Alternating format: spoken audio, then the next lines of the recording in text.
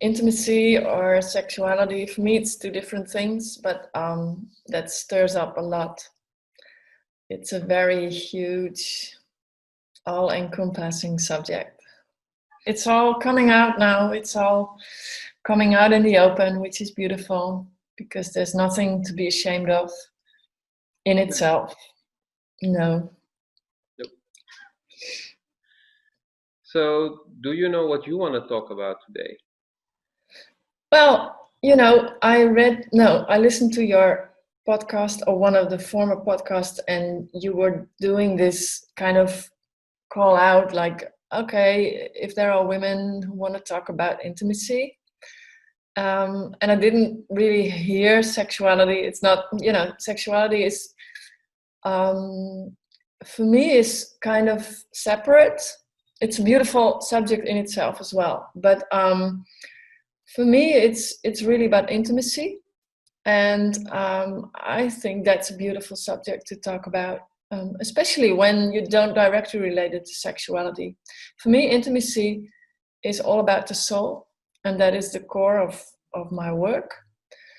And so, yeah, I would love to explore that with you.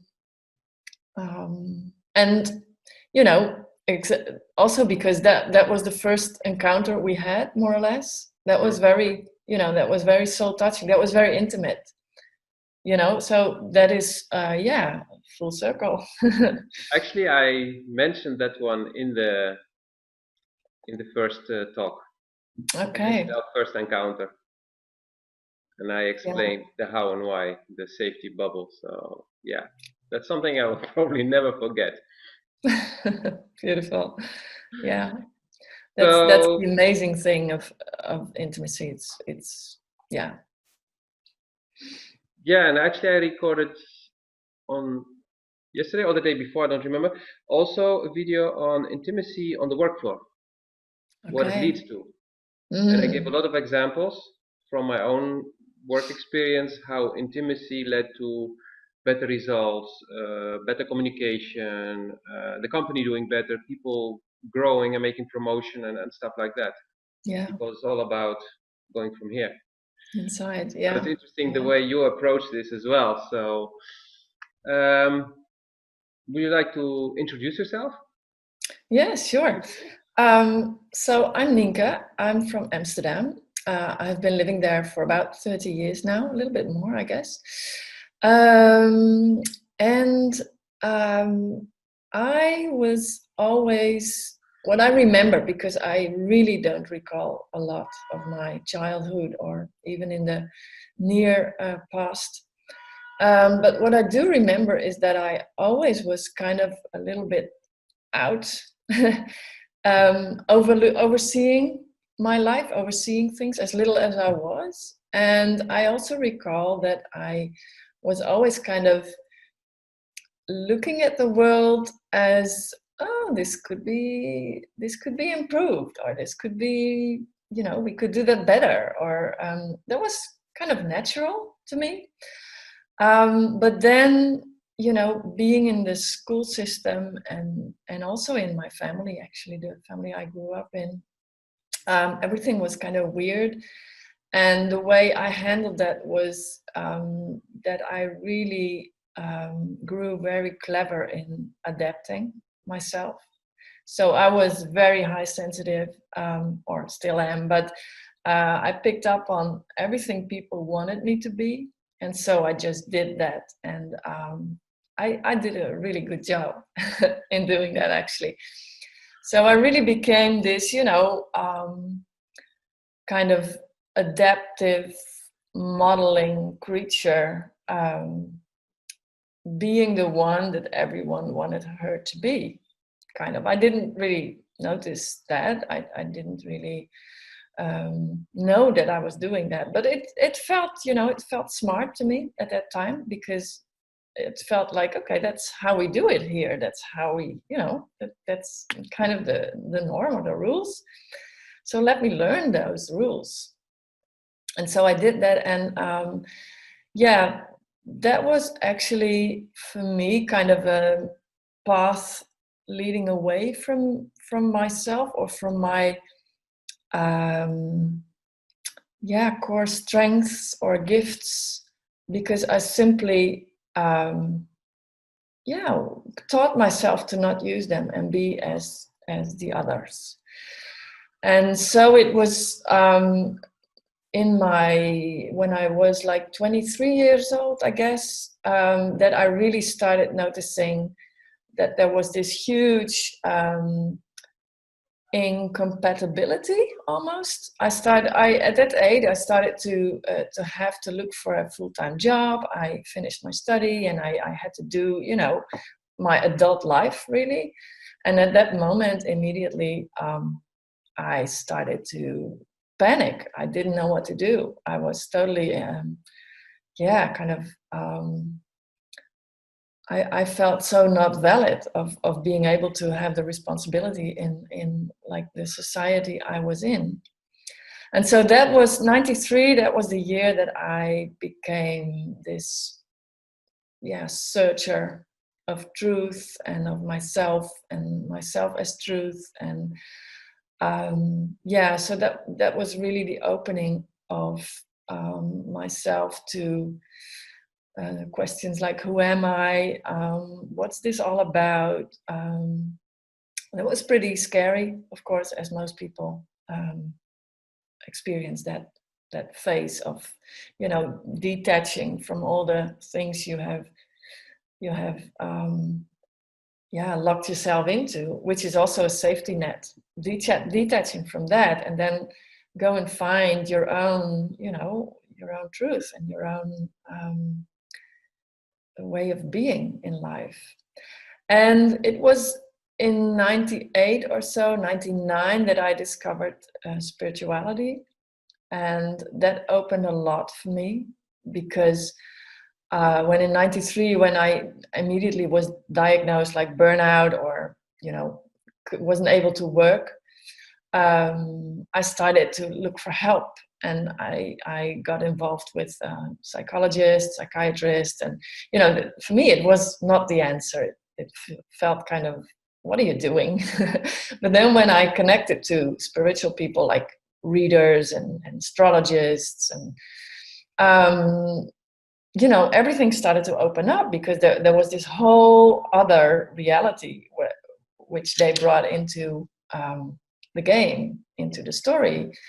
And that really made sense to me. And then in 2000, I started to work for myself, because I really couldn't make sense of working in a steady job or a full-time job where I didn't understand the rules, kind of. And so I started to work for myself, and I started with career counseling kind of thing. I did an education for that, and I noticed that for me it was not about the career, but it was about, I thought, people, you can figure out your careers yourself far more better than I can, because I'm not so good at that. But what I figured out was that they were very well capable of doing that. However, they needed the reconnection with the point to choose from. Careers is kind of, you choose your path. Do you want to do this? Do I want to do that? Is it time for a change? But where do you choose from? Do you choose from your head, your mind, your fears? Or do you choose from the more inner knowingness and the inner, the what we call intuition, the inner tuition? And so I noticed that was my thing that I could add to people's path, people's search for other jobs or other steps in their life. Because that was also funny. Most of the time we started off with this trajectory around a career of someone. But most of the time, of course, when we came to this inner beingness of people, most of the time, or a lot of times, it was not so much about the career. It turned out to be more about, their main questions, like, who am I, and why am I so frightened of certain things. What is this relationship with my mom or dad? Or, why is my relationship, my love relationship working out the way it's working out? So there were all these other questions that turned up in those trajectories. And that was really fulfilling, to work with this inner energies, inner riches of people. And then the career was, kind of secondary, because in the end, people knew very well, how to choose and what steps to take. It was more about the inner realm that they were searching for. So that has been my work, from the year 2000 onwards, with ups and downs. And in 2003, I really was pulled into very deep transformation myself, which is still kind of going on a little bit. It's at the end now, but it's still kind of the last, last parts of it that I'm integrating. And oh yes, and then in 2016, after my divorce, 2017, I really changed my whole business into the more soul approach. So I think it has always been about that. It always has been, without me realizing it so much, because I wasn't really dealing with the soul at that time. I didn't even know what it all was. But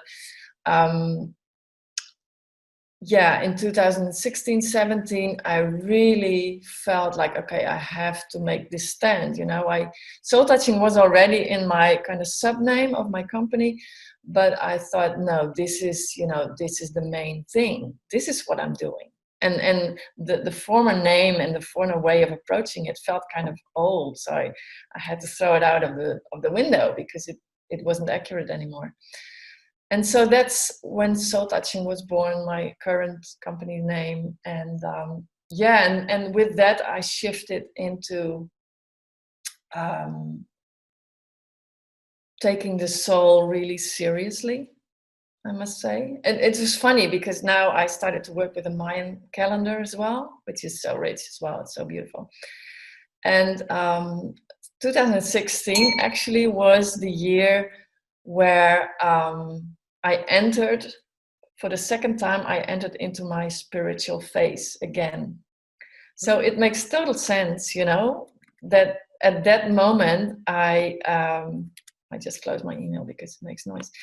At that moment, I made that decision. It's all about the soul for me, and that's where I want to work with. And so in a nutshell. Nice. I recognize, because we know each other since 2010, 11. I don't remember exactly which of the 2 years. And I recognize the changes, because we talked then, and I remember when I saw your flyer at Seeds to Meet in Utrecht, and I was like, I need to talk with this person. I had no idea why, but it has been happening in my life like this, like, okay, that person I need to talk with. And then later I would discover what. That's how I met my best friend, for example. Exactly the same, like, you and I, we need to meet. And, okay. And we met in that super crowded cafe next to Amstel Station. And it was something like, bubble. Safety. And then I remember I just opened up. I don't remember what I was saying, what we talked about. I just remember, like, and it was like, whoa. It felt so safe, so good. And it was one of the first times I was really in touch with my soul. Beautiful. And then it took another year and a half, 2 years, to 2012, to really break open the barriers and the blockages and the walls. And I mean, then it started. It's funny, because then I turned 40, and I was remembering then, like, wasn't Jesus also 40 when he started to do the real stuff, or was it Muhammad? I don't remember. One of those guys also at his 40s. It was like, interesting. So now my life is really becoming serious. Wow. And yeah, things started to change, but not as I expected, of course. I feel now like it's more now that I'm getting really into my core thing, which is about sexuality, intimacy, connection, the balance of the male and the female within us, but also in our interaction with others. Mm. And yeah, it's not something that just happened, but in the past few weeks, it really started to speed up. And hence, somebody came on my path who wanted to have that first talk with me, and so we had it on Tuesday, and the rest is just history because things start to roll. I wanted to ask you, but you already asked me, and then I was like, oh, okay, great, yes. And then I asked somebody else, and I was still typing, yeah, just feel, and then give me an answer. It was already a yes because before I finished typing, like, just take your time. And so things started rolling, and yeah, then Friday already the first talk, and beautiful responses of people, and it really felt also from the response like, yeah, this is now really what I'm supposed to do, at least Wow. for this chapter in my life, because I know Yeah. we have chapters, Yeah. and I just closed a chapter of around 40 years, Mm. and yeah, this is a new chapter. No idea how long it will take. Probably shorter because everything goes faster. Mm-hmm. But now I feel like, yeah, I'm on my path, Mm. and it's not that the things I did before were useless, but I now more on my path that feels from here. Yet all Yeah. the other experiences I needed to get Yeah. here and to do the job I'm doing today, like the video I recorded that I told you about intimacy on the work floor. Mm. It's only a result of my own experiences being in the corporate world in different kind of companies, having all these experiences, the nice and the shitty ones, and then evolving and remembering these things and bringing them together today. Yeah. And I have the feeling that also in your career, in your life in general, you have been doing the same. I don't know how much you're aware of this, but everything you have been doing is really being leading you to where you are today. But you needed those experiences to be able to do today what you're doing with all that power and strength, and also the connectivity to where people are today. Because if you just walk in with spirituality, most people are like, huh, what is that? But you have had all those other experiences, like the people who had to come to you for, yeah, meeting their own soul. But the excuse was, I want to find another job. But Yeah. how do you find a job that matches you when Yeah. you know yourself? Yeah. So Yeah. There's more and more. I just see that in everyday's life that there's such a perfection to everything, including the really really shitty things. I mean, really bad, but there is such a perfection in all those things linking together. Um, you know, especially like you brought me on this gene keys path, and now I'm working kind of with Mayan calendar and gene keys, and also the soul plan, and it's just different approaches to look at yourself, or look at somebody else, and it's all kind of in there, like what you say. All the experiences are so perfectly orchestrated. And that was also a beautiful thing that Cryan, that's this channel I listened to a lot, like a couple of months or years ago. And he said once, we don't have a free will so much, but we have free choice. And that resonated a lot. Like, free will is like you can do just anything. And for me, it's, when you look at all those, the blueprints we come in with, there is a certain bandwidth, I guess, within which our soul operates. But we do have a free choice every time, and we make choices like continuously during the day. We do have a choice to choose, to be connected with the blueprint and really, choose consciously from that or not. So that is, we constantly have this like choice of, do I follow my soul's path or do I not, do I go on a tangent?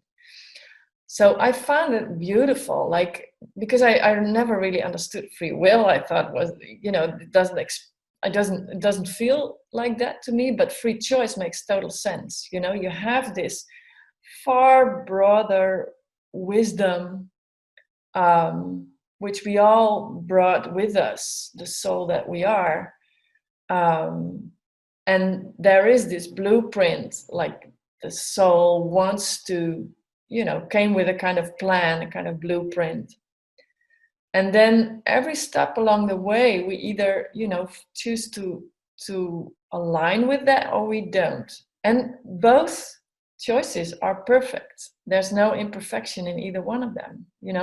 If you choose to not align, and of course, in a way, we're always aligned. But if you choose to not align, you go like the touristic route and you come back to your alignment, and then the touristic route has been a perfect experience, just what you said. You just explored something there, and you adjust that to what you already had. So it's such a great perfection. Everything, all the experiences. For me, for example, in my profiles, it has a lot to do with a late blossomer or bloomer. I don't know how you say it in English. Be very patient. Bloomer? Okay. Be very patient. Of course, you see all those friends, peers, you see them, like growing up when we were in our teens and 20s, it was all about, exploring and having fun. And then the first ones started to have babies and families and, and I was always like walking next to them with a completely different life. And then the first divorces started to come, the first, chaos. And, and now we're all in our midlife phases. And for me, it was always like, when does my life finally start? Because everyone was doing his or her thing, like the norm was. So for me, it always has been about patience, patience, patience. Your time will come, your time will come.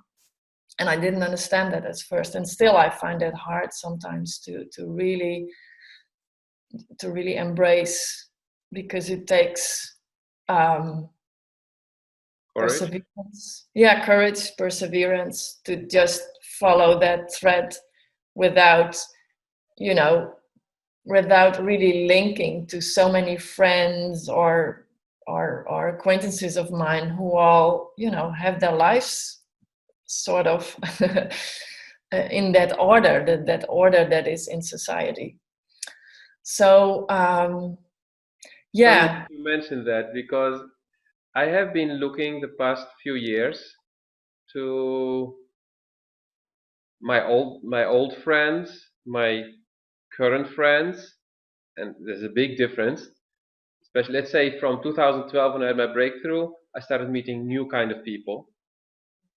And I looked at my life and I was like, okay, so some people continued on that more or less steady line upwards financially and status and career. And I've done this throughout my career, also financially. And then I got to a point where financially I was really at the lowest point ever, few times in my life. And I was looking like, okay, when was I the happiest? When I had the most money or when I had the least?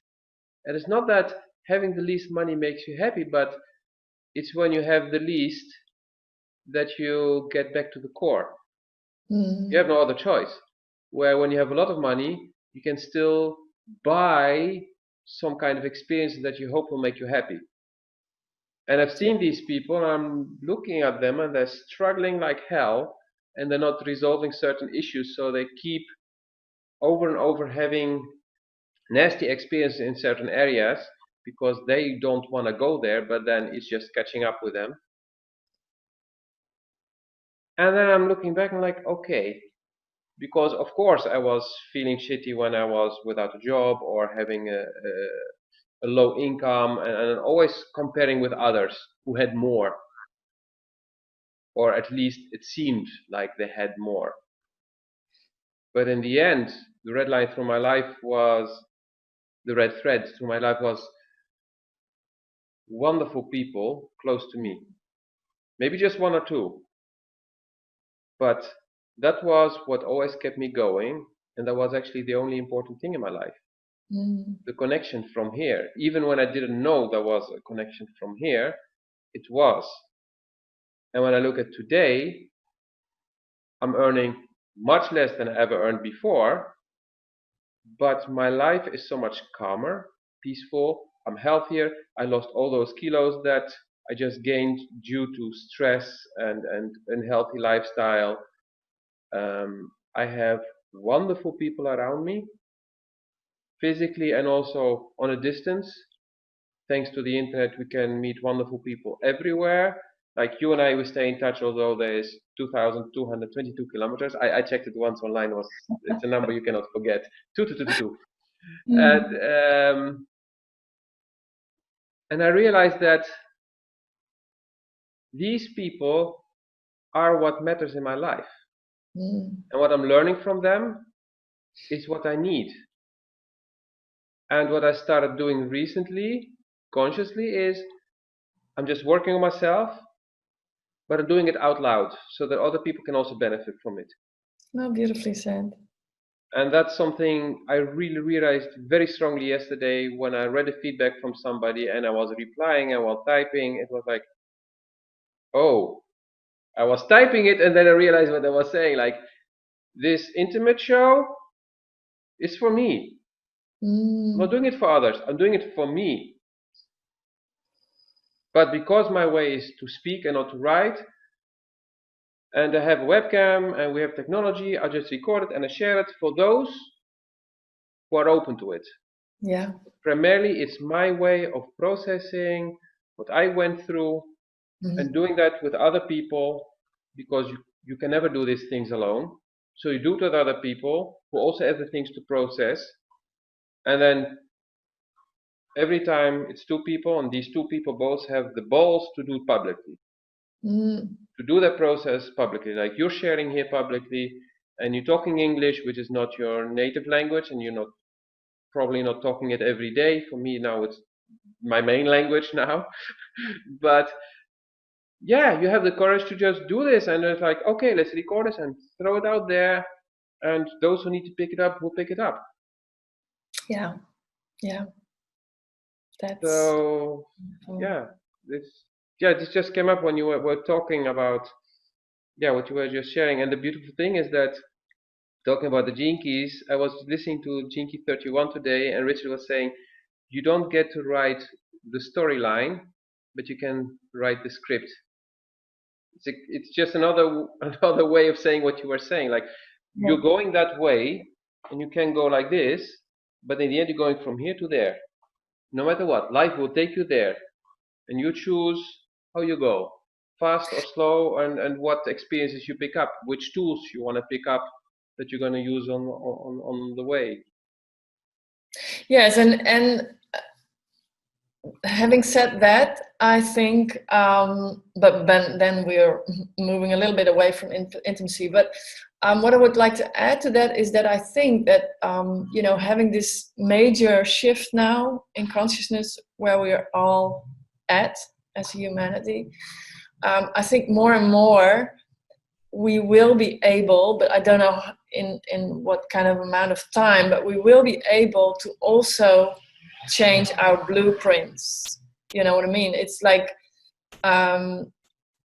now what I'm realizing now is that I'm not yet ready to change my whole blueprint. So for me now the work is still to recognize my blueprint as much as possible, and live accordingly, so that my life feels aligned and abundant and joyful and blissful.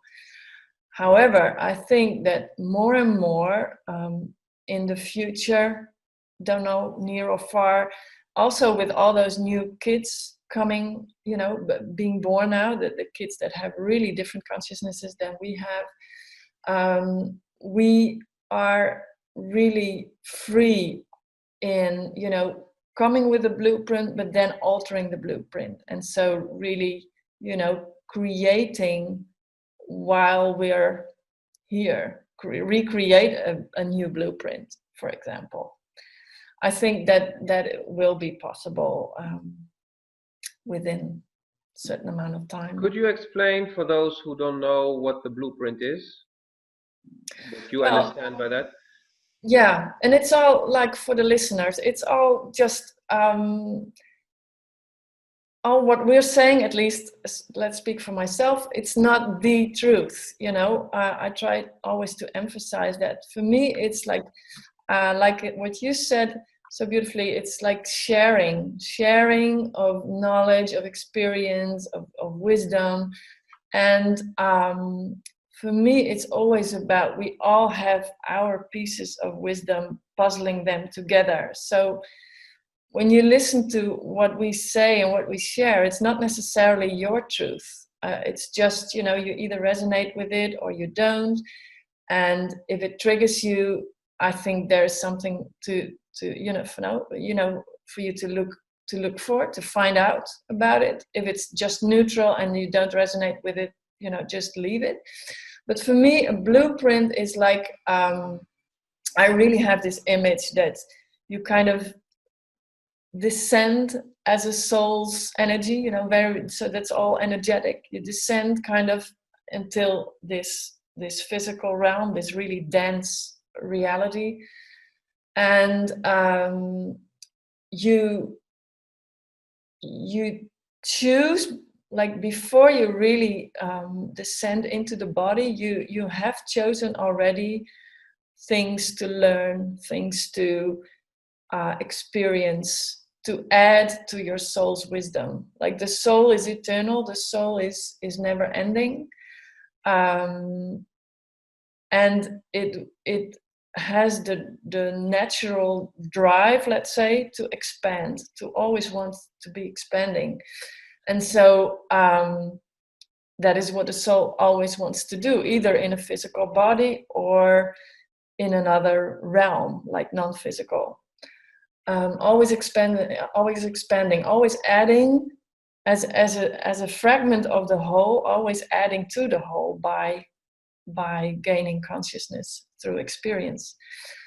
And so, yeah, I think when you come when your soul enters into this life, there is this kind of blueprint, that this kind of plan, this kind of, okay, this is the layout of this lifetime, what I want to experience, what I want to add to what I already contain as a soul. So that is how I see the blueprint. And up until now, I think it was quite steady, quite, fixed is not such a nice word for energy, but let's say steady. And I think, as I said, also that might change within a person's lifetime. We will be able to just, do 2 or 3 blueprints in one lifetime. So the blueprint is more or less the storyline. It's the path that you came to walk. I mean, you have your choices, but in the end, it's like, we're heading there. So this is the list of things that we need to have done before we arrive. Yeah, and the list is a little bit, I don't resonate so much with the list kind of thing, but more like, for example, when you have a stamp, like a stamp is kind of, when you do the stamp, you have kind of this mark, which is kind of a map, you could say, and you walk all those lines, and it's kind of a map, having a map. That's also what what Richard, for example, says with the gene keys. And for the listeners, like genekeys.com. I'm totally into that now. It's beautiful. And the Mayan calendar as well. They also speak about a map. It's what a lot of mystics talk about. It's kind of the soul creates this map, this outline for a lifetime, and tries to remember everything during that lifetime. We are here remembering. We're just regaining all the knowledge and all the wisdom by doing, by working ourselves through all this stuff, being a human, which is beautiful. It's a beautiful game, kind of. Yeah. And really, that's for me is where the intimacy comes into play, because the knowledge which you have as a soul in the non-physical, so not being in the body, not having the body, let's say, it's all available, it's instant. Once we are in the body and we are in this physical plane, it's all kind of heavy. And so that is where intimacy comes in, because in the heaviness, where it's kind of, in the heaviness, it's kind of difficult to be intimate for me. The heaviness is like, well, if we take, for example, like a couple, right? We play a little bit with the word intimacy. If you have a couple and it's just like, okay, yeah, I like you, so let's be together and kiss and make love and the whole thing, and that's kind of the heavy wave for me. It's kind of boom, boom, boom, let's do this, bang. That is, yeah, okay, you come together, but it's not intimate. It's not subtle. It's like the elephant in the China.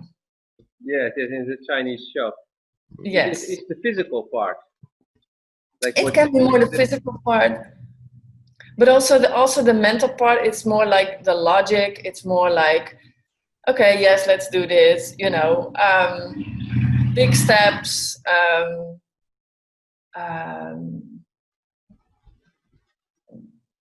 Yeah, there's no space in between, almost, because the intimacy for me and the subtleness is all about the spaces in between everything.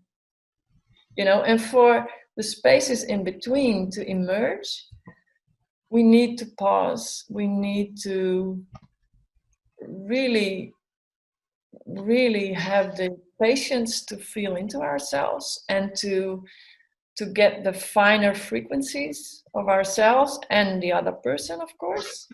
But then the dance together is much more subtle.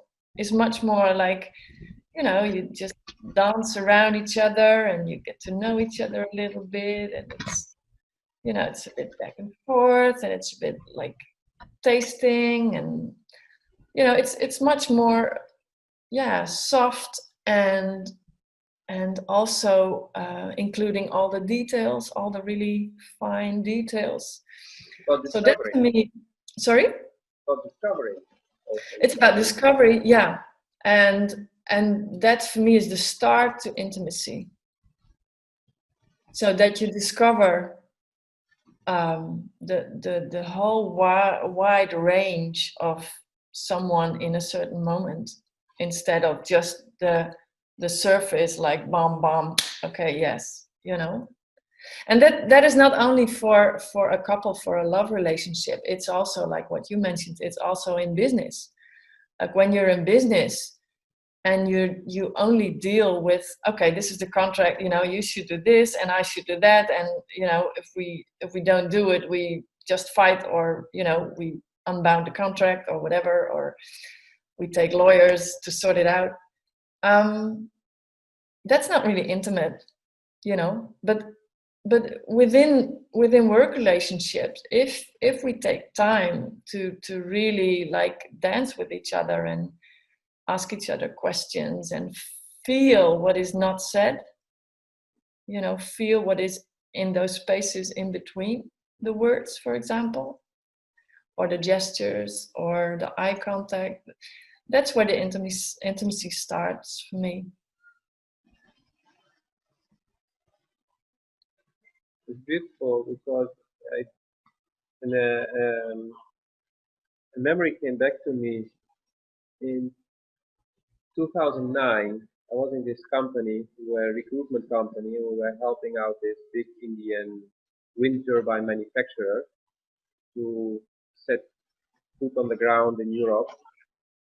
And at a certain moment, they had a problem with some maintenance issues, and because the CEO of my company was just having a drink with one of the high guys of that company, and they were just talking, just like what's going on and what are the issues and what's going well, that the brainstorm happened and the decision was taken that we would set up the maintenance company because we had all the legal possibilities to do it very quickly because we were a European company. We even had, the problem was in Spain, we even had one of the parts of the business was also in Spain, so we could set it up. We had to do the recruitment anyway for them, and they would just send us the money, which we needed to do all the things, and then after a year when their juridical status was fixed and they would have created a European company, then they would buy it back for €1. This was only possible because two people connected on a human level were just exchanging experiences and sharing, and so a new company arose with a lot of possibilities and new work opportunities for people, and for me that meant a completely new world where I could fully dive in, which was beautiful. And I met a lot of people. I even met a girlfriend through that. I still have friends from that period, and a lot became possible simply because there was this connection, which was an intimate connection. It was like you were describing. It was not just like mine, we have a contract, you do that for me, I give you money, and if one of us screws up, there is a punishment, and we can even write down already what the punishment will be. No, it was just like, how can we do something together? How can we build something together? And this is one of the examples how intimacy in work or intimacy in general can create new life. Yeah. And not just the way people think, like, oh, when two people are intimate, yeah, they have sex, or maybe they make love and then there's a child. No, new life can be a creation. And when you look at many small companies, how they create it, it's also because there is this intimate connection between people, and they start sharing their gifts, sharing their desires, and then the pieces come together. Yeah. Because one has this, the other has that, and then they need each other, and together they can build something. Yeah, beautiful. But from the mind only, that's almost never possible to really create something beautiful. For beauty to exist, you need to go in here. And that's why art and the most expensive paintings were created from here.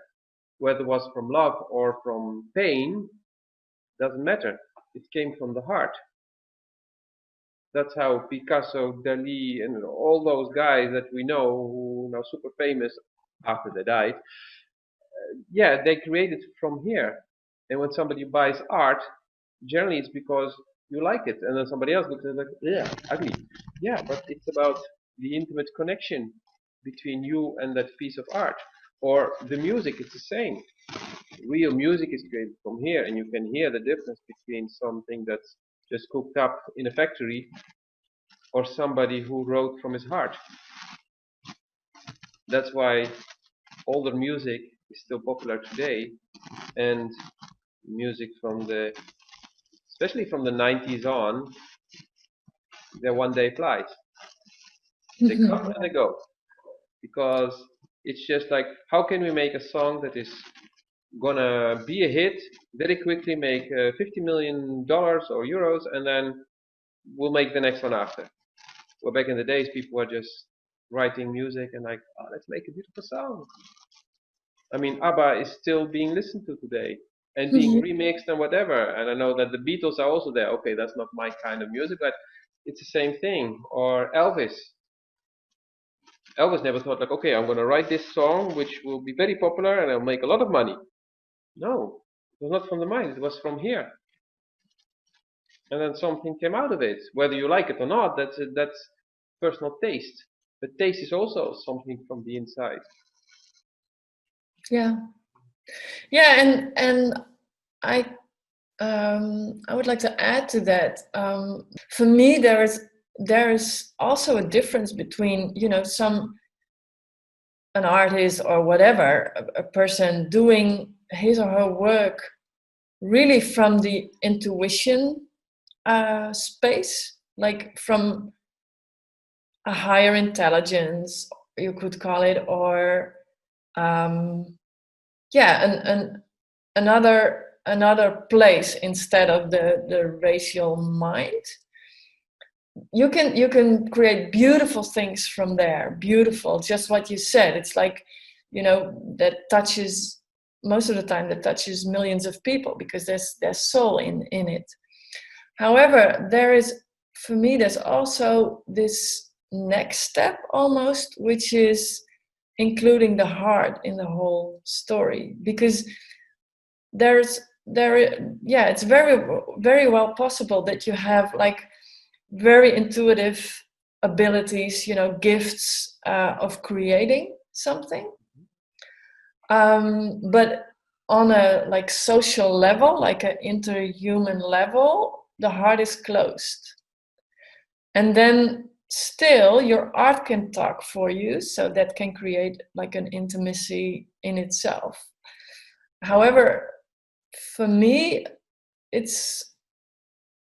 I'm always kind of looking for that intimacy, which is also expressed through the heart, that the heart is allowed in the whole exchange, you know. And then we come to the courage part, because, you know, doing something with your intuitive gifts is one thing, and you can do that as a you know, a person that is totally not into people, like total weirdo, let's say, you know, we all know these type of artists that are totally, you know, not into human contact, but they create wonderful, magnificent things.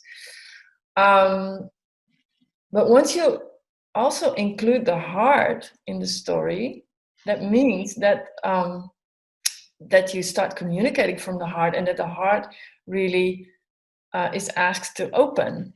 And that, of course, is the moment, or the point where we really open up our, you know, our shit, our pain, our heart pain. We open up to all those experiences where we had to close our heart because it was too painful. And so intimacy for me, and that was also what you said in the beginning, like when we met for the first time and we had this bubble conversation, you said it was safe and I could open up. And that to me is where the courage comes in, you know, where the intimacy is really felt and experienced. I was just mentioning that for me there's still a difference. Like you can do things from the inside, from the inner tuition, from your inner wisdom, or from your higher wisdom. However, when we connect, when it's not connected through the heart, there can still be this distance, you know. And then you see the genius of someone, the really powerful creations, but you still feel this distance. And when the heart really starts to open, you're gonna feel the pains, the experiences which were traumatizing, perhaps, you know, all the things why we originally closed the heart. So yeah, there is this this distinction for me in really doing something from the heart. Yeah, that is like a next phase, a next step, that the heart is really included. But that needs courage. Yeah, that needs courage. Yeah. Because people often keep their heart closed and they don't want to open it because they're afraid of the pain. But I can tell from my own experience and the experience of people I've worked with, but also my friends, that once you go to the root source of one of the pains, the pain goes away for good. Often people go to psychologists, and then these psychologists, psychiatrists let people relive that pain over and over again till they get numb. But when you actually go to the root source, the pain just disappears, it evaporates. Yes, and also there is not a like a better or worse trajectory. I think sometimes, yeah, people choose what they choose and what they need, apparently, and yeah, there are many steps, many ways that leads to Rome, let's say. So also there, I think it's all perfect. If a psychiatrist helps in that specific phase, then it's that it's perfect. Yeah, I just want to share it because sometimes people think that it's going to be hell. Yeah. And I just want people to know, like, hey, there are different ways you can choose. And I know at least for one way that will end the hell. Because also not dealing with the pain, like, oh no, I keep my heart closed and then there's no problem. I describe that like people who don't have the normal sewer, but they have like this big pit in the garden. It keeps filling up, and then the sun is burning on it, and they keep it covered. For a certain moment, if you don't clean it, it will say kaboom, and then literally shit will fly around, and you get into a very shitty situation, and your life turns upside down. And this never happens on the right moment. I mean, not the convenient moment. And to prevent that, I always recommend people like start cleaning up, go inside, and go heal the wounds. And find your way of doing it, find your person that can help you. I can help with that, you can help with that, there are many people who can help. Go and feel with whom do you resonate. Like when you make your choice, like you choose astrology or gene keys or Maya, just feel what works for you today, because also tomorrow you may have a different thing that you like. I mean, you started with human design, and then I recommended gene keys. You're like, that was not the moment for you. And now you're into the gene keys, because now is the right moment for you to work with the gene keys. And in a year or two from now, there will be something else that you'll be focusing on. But the important thing is that not to stay with a closed heart, because it will say kaboom. And before that, it blocks us in many things. It doesn't allow us to enjoy things, or we have these trigger points and we get triggered and we overreact on certain things simply because there's a wound, not because the person said something bad or did something bad. So I always encourage, go and deal with it. Find a way to deal with it. Ask for help. And asking for help is not weakness, is being smart and strong and courageous. So raise your hand and say, I need help. Because that's the way to go. That's the new cool. Yeah. I think this shows really beautifully our more masculine approach that you represent, and the more feminine approach that I represent. I guess that's my feeling about this. I'm looking at that a little bit more like the feminine way of approaching it is more like the bowl where everything just is. You have this bowl as a feminine power, and everything is just in it, and it's pure and it's perfect, and I just look at it from my perspective as the mother, into the bowl where I hold everything and everyone, and it's all good. Like, for holding me, the space, literally. yeah, it's holding the space. Exactly. Thank you. It for me, it doesn't matter if people don't open up. They don't open up, and the opening up will come in another way, in another period, and whatever. It doesn't matter. It's, so I don't recommend really to do it. It's just, we're all so wise. We're all those souls. We all have the wisdom, and temporarily, don't remember everything. And more, of course, we are all remembering. So I really see everyone's trajectory, no matter how he or she does it, as really perfect. What I do see with intimacy is that it's more and more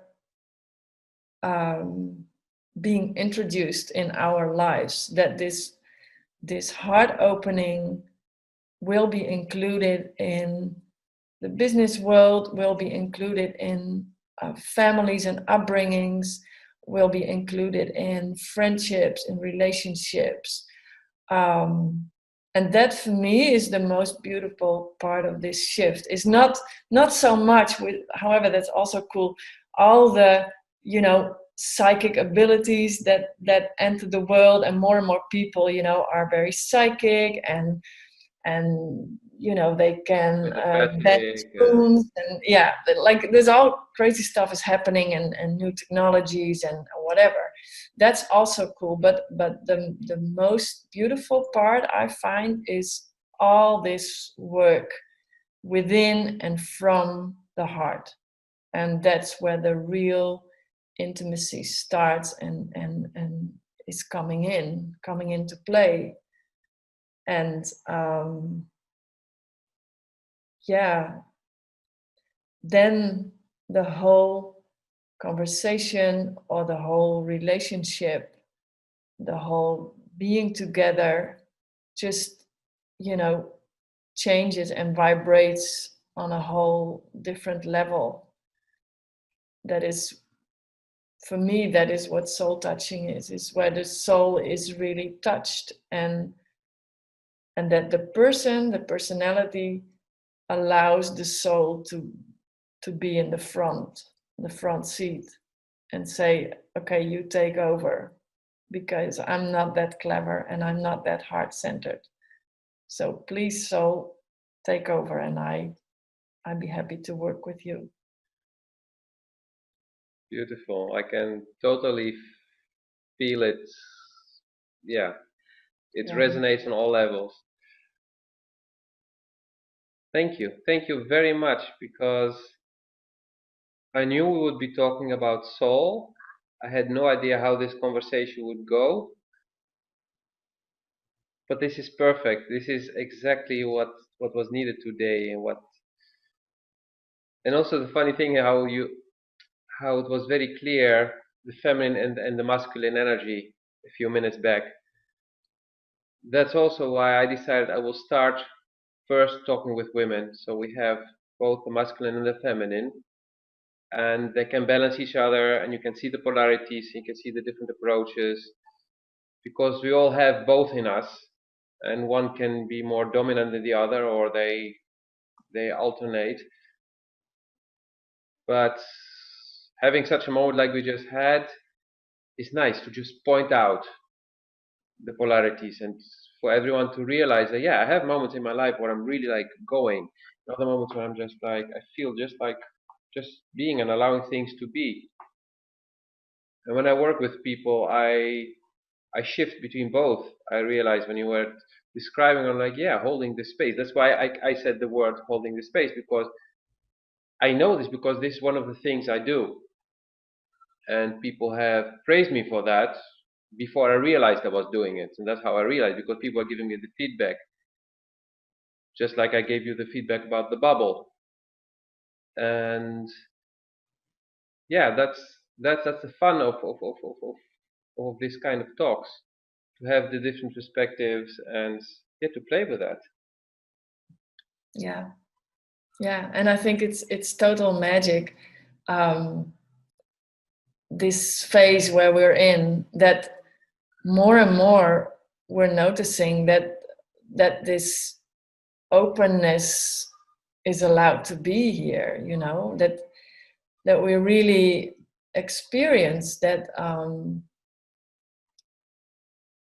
that moments of stillness, for example, are allowed more and more. Moments of just not knowing what to say, you know, that you can just sit there and feel goosebumps everywhere and are like, oh my God, I don't know. I simply don't know.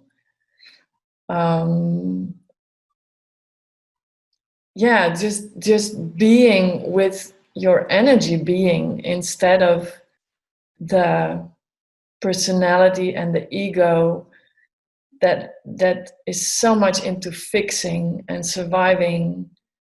And I think we need that less and less. It was very necessary, I guess, but I think we need it less and less. The more we find this space that is available to us now, more and more, in which we just open and just feel and just wait for words to come, or for a gesture to make, or for, you know, contact to really take place in the energy. Just sit, and what is gonna happen, that is beautiful. Then everything is like, it's just, in all the energies that are speeding up, it's just slowing down, and it's coming to a still almost. Like, wow. And that for me is where love is starting to flow. Then it's like, you know, just feeling love. Like, yeah. Then we're so capable of loving everybody. We're so capable of loving everybody. Yeah.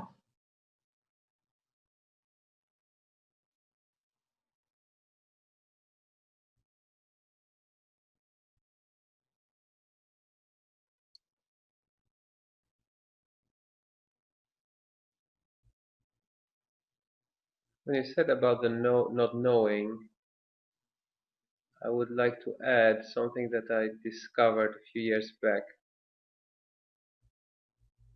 Is that sometimes we don't know, but we feel everything is okay.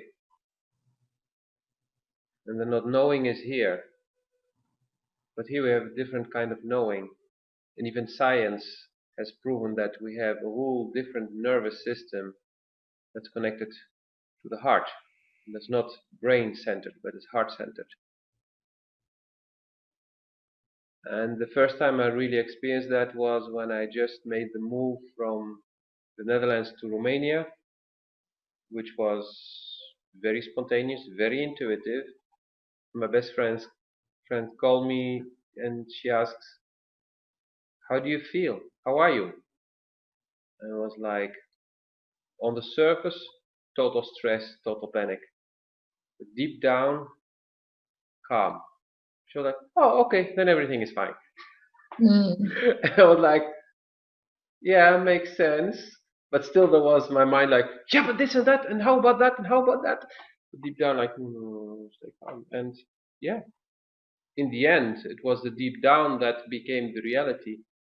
Beautiful.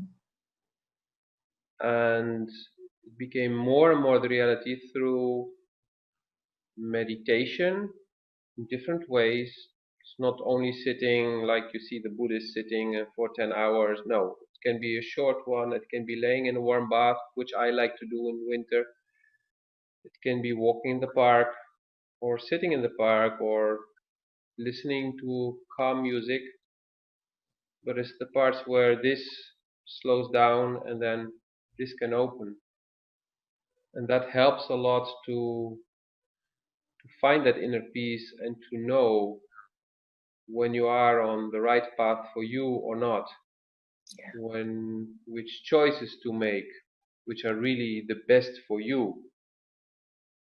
And also what simply helps to be more relaxed.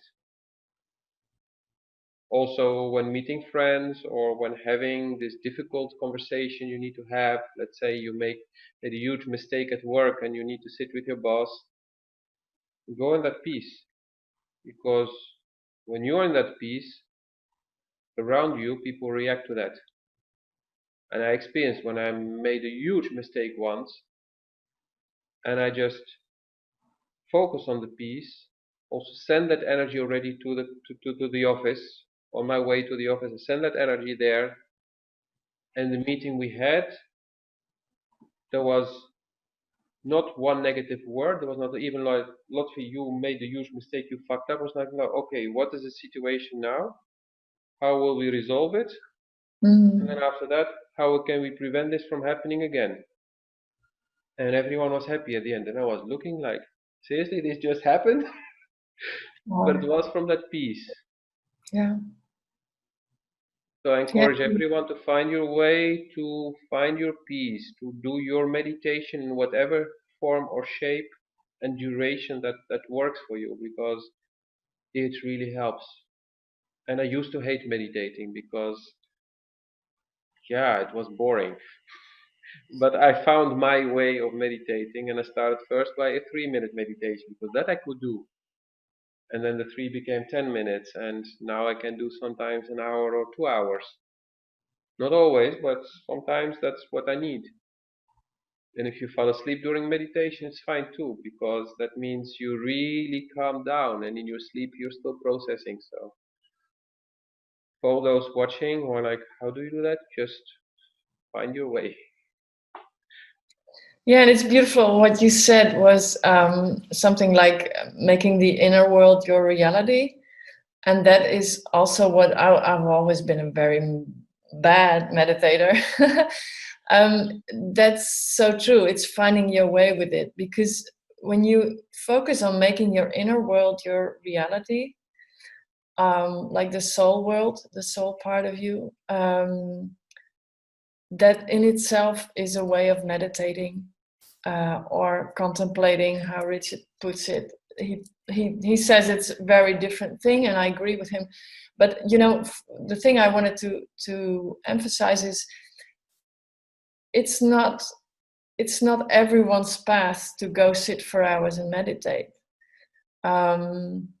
It's more like you said, how do you touch your soul, touch your inner world, your inner beingness, your inner riches, and make it your reality? And if you really feel like sitting for an hour and go inward and stop your thoughts and learn how to meditate, then you do that. If you feel more like doing stuff and then your mind calms down and you really connect to that inner world, then you do that, or you just do, different things.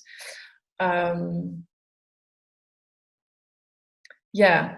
So, and like I just said, everyone can connect to this inner beingness, whether you call it your heart, whether that's the entrance also, whether you call it your soul, whether you call it your spirit, or the energy, whether you call it your intuition. It doesn't really matter. We all, when we talk about this kind of stuff, we all know intuitively, or somewhere, even if you feel a lot of resistance, we all know this part of us that is still and loving and supportive every moment, that's clear, that is always there unconditionally. We all know that. We all can find it. Sometimes it needs a little bit of support from, from someone else to hold space with you. But we're all very, very capable of doing that. And when we make that more our reality, everything changes so much, so drastically. Yeah. So that for me is really what intimacy is all about. Making your inner world your reality. Thank you. That's a beautiful one. I'm going to steal that one. You're very welcome, and thank you very much for being so open and sharing both your experiences and your insights. Thank you. That's why I enjoy talking with you, or I enjoy also your webinars, which for now are still in Dutch only. So the Dutch people, check the link, register so she can send you a notification when there is one coming. There's actually this Wednesday, right? This Tuesday evening. Tuesday at 8 o'clock. 8 o'clock Dutch time. So Paris time, and London is 7 o'clock. Yeah. I think this is a perfect point to close. Please check in the description the links to Nynke's website, Facebook page, if you want, LinkedIn, wherever you feel more comfortable to connect, because I know not everyone is watching this on Facebook, because some people have left Facebook. So I'm posting on both Facebook and YouTube with links on LinkedIn, Medium, Twitter. If there are questions, just contact us, send, request, can also put in the comments. We will be checking those as well. If this talk inspired you to say, hey, I have something I really would like to share, then contact me. So you can also join the show. Also men, you're also welcome. Also transgender, I'm not discriminating. I just started with women at first, but everyone is welcome. I already invited a man to join as well. And hope to see you in the next episode. Yeah, and just thank you so much, Lotfi, for being so bold. And I've known you for a while now, and wow, you've made such a shift, and it's amazing all the steps you take, and really inspiring to do that and to just show it and share it. And great example. Thank you. Thank you. I'm receiving something I'm still learning to receive. I know, it's difficult for me as well. Yeah. I always say, people, you need to learn to receive. Yeah, that's me talking to myself. Exactly. Yeah, it's very difficult. Like, subscribe, and share.